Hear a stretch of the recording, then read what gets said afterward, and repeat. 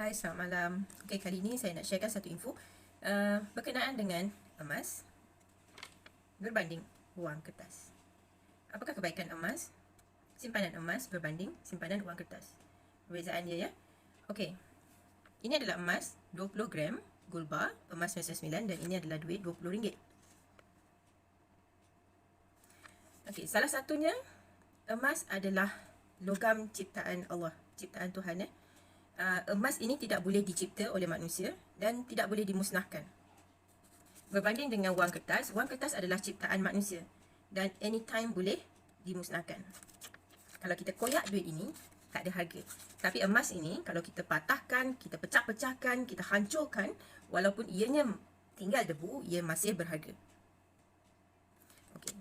Wang kertas ini, kalau anda perasan, ambil duit kertas anda dan lihat di sini. Ada tertulis di sini, wang kertas ini sah diperlakukan dengan nilai. Bermaksud, setiap wang kertas ini nilainya diletakkan oleh sesuatu kerajaan. Bermaksud, nilai kertas ini RM20 ditetapkan oleh sesuatu kerajaan. Dan nilai ini juga boleh dimansuhkan bila-bila masa oleh kerajaan. Andai kata, tiba-tiba kerajaan mengatakan, okey, not oren ini bermula 12:30 malam ini sudah lagi tidak bernilai. Secara automatik, ia akan menjadi nilai kosong.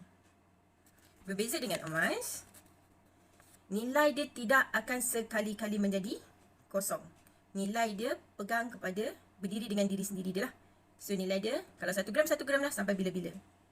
Dia takkan menjadi nilai kosong. Dia tetap akan bernilai. Okey. Wang kertas ini, Bank Negara Malaysia. Maksudnya dia hanya sah diperlakukan di negara Malaysia. Kalau kita bawa PCM pun, kita bawa pergi negara seberang pun, kebanyakan negara jiran kita pun dah tak terima dah duit kita ni. Tapi kalau emas ni, kita bawa lah ke mana-mana pun dan kita jual, tetap laku, tetap bernilai, tetap akan dibeli, tetap akan diterima oleh mana-mana negara. Kita panggil emas ini sebagai wang antarabangsa. Ini wang sesebuah negara. Okay, faham? Okay. Wang kertas ini, dia punya kuasa beli dia menurun saban tahun. Sebab wang kertas ini, kesan dia terkesan dengan inflasi. Inflasi sesebuah negara tu lebih kurang 4% lah. So bermaksud nilai wang kertas ini merosot minimum kadar inflasi dia lah. Kalau 4%, 4% lah. Okey, itu tak termasuk lagi dengan kemerosotan nilai disebabkan oleh pergolakan politik ataupun pergolakan ekonomi dan sebagainya. Berarti setiap tahun nilai dia menurun minimum katalah 4%. Berbanding emas, nilai dia menaik setiap tahun. Okey.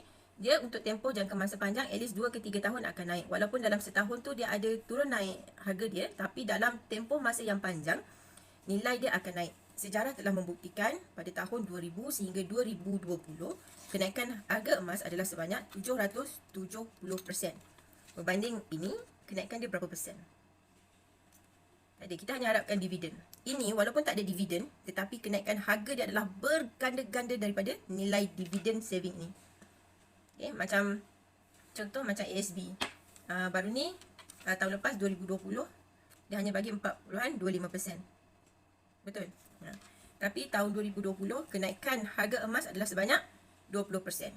So, emas diisytiharkan sebagai salah satu instrumen pelaburan antara instrumen pelaburan yang terbaik berbanding saham dan pelaburan lain lah, macam ASB, tabung haji dan sebagainya.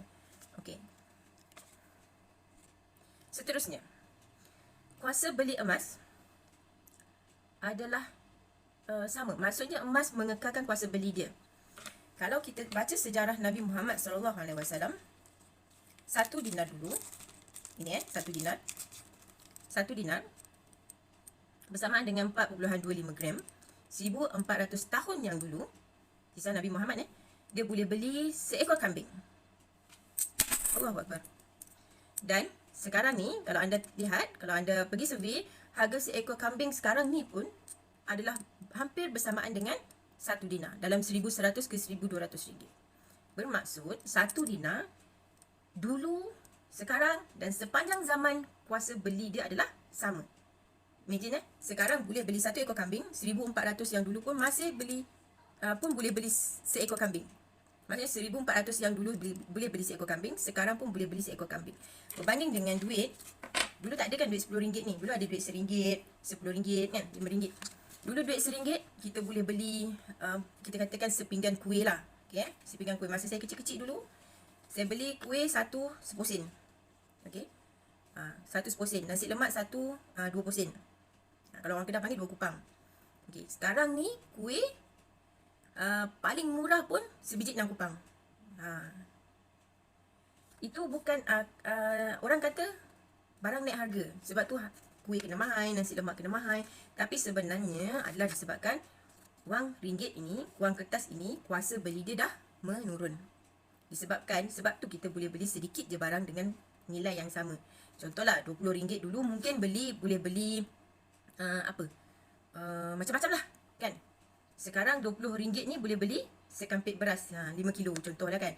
Kalau dulu mungkin boleh beli yang 50 kilo macam tu. Macam tu lah. Maksudnya kuasa beli dia semakin menurun. Nak senang cerita, contohlah nasi lemak dulu sebungkus, nasi lemak bungkus kecil tu yang 3 segi tu dulu 20 sen. Sekarang yang bungkus kecil yang sama tu, yang telur belah 8, ikan bilis ada 3 ekor belah 2, itu pun RM1.5 kupang kan. RM1.50. 20 sen, RM1.50. Nampak tak betapa tingginya kejatuhan harga wang kertas? Sebab tu kita disarankan untuk mengalihkan duit ini ke dalam bentuk emas. Emas ni sebenarnya adalah wang juga, adalah duit juga, cuma dalam bentuk yang berbeza. Kita alihkan duit dalam bentuk ini supaya kita dapat securekan nilai duit kita dalam bentuk ini, dalam bentuk emas, supaya dia kalis inflasi. Emas ni dia kalis inflasi tau. Ini terkesan dengan inflasi, ini kalis inflasi. So bila kita alihkan ini ke dalam bentuk ini, so dia kalis inflasi. Secara tak langsung kita telah menyelamatkan duit kita. Dan secara tak langsung juga kita akan meningkatkan nilai wang kertas kita dengan kita menyimpan dalam bentuk ini. Boleh faham? Sebab tu ramai orang mengalihkan wang simpanan mereka daripada terbiar dalam bentuk wang kertas dalam akaun yang ada dividen yang sikit ataupun untuk menyelamatkan daripada kejatuhan kuasa beli, diorang alihkan ke dalam bentuk ini supaya terselamat daripada inflasi, terselamat daripada boros dan juga untuk menggandakan nilai dia. Dalam masa 10 tahun kemungkinan dia akan naik sebanyak 60%, lebih daripada 60%, 5 tahun akan naik dalam 60%. So bermaksud kita akan dapat pulangan yang lebih banyak berbanding dengan wang kertas yang kita simpan dalam bank. Boleh di situ. Itu sahaja sharing saya malam ni. Terima kasih.